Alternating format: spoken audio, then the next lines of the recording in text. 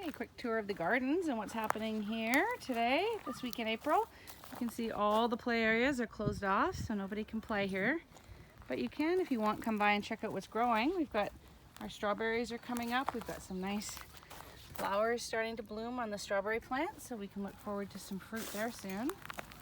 And this bed is resting right now.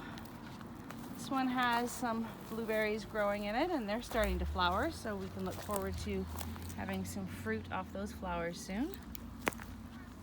Garlic is looking good.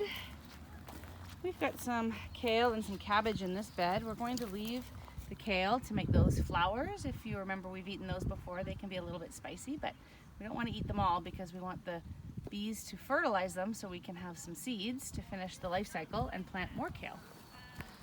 Fairy garden is also closed for play right now. We've cleaned up the bed that was underneath the cloche where we had spinach growing, and so we're just getting that one prepared to rest.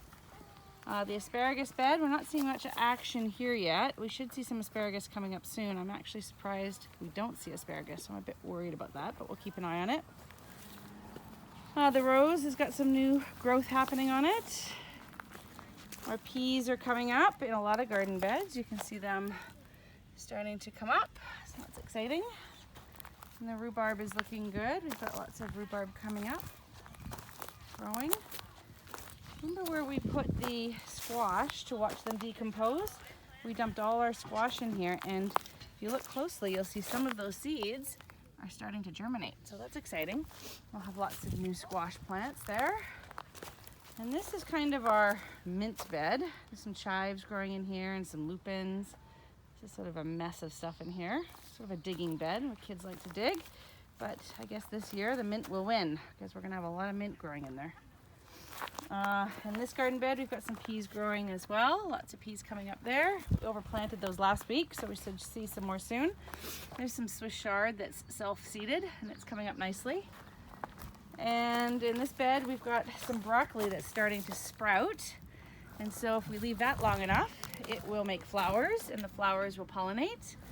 And then we'll have new broccoli seeds that we can save. You can see on this one, they're starting to flower, and you can eat those. And then we'll leave them to the bees to be fertilized, and then we'll have seed heads.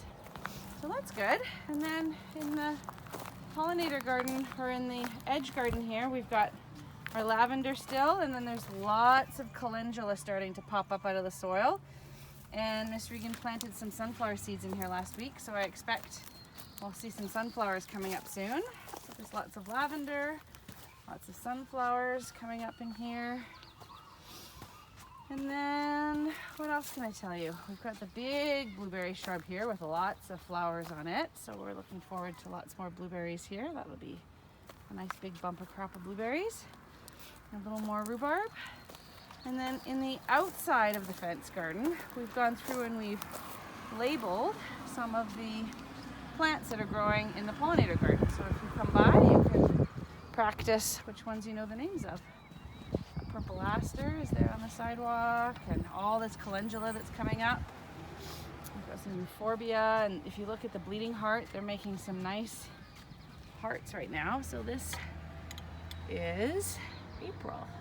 Bleeding hearts are blooming. Aren't they pretty? See how they're nice hearts? All right, thanks for stopping by. See you soon. Bye.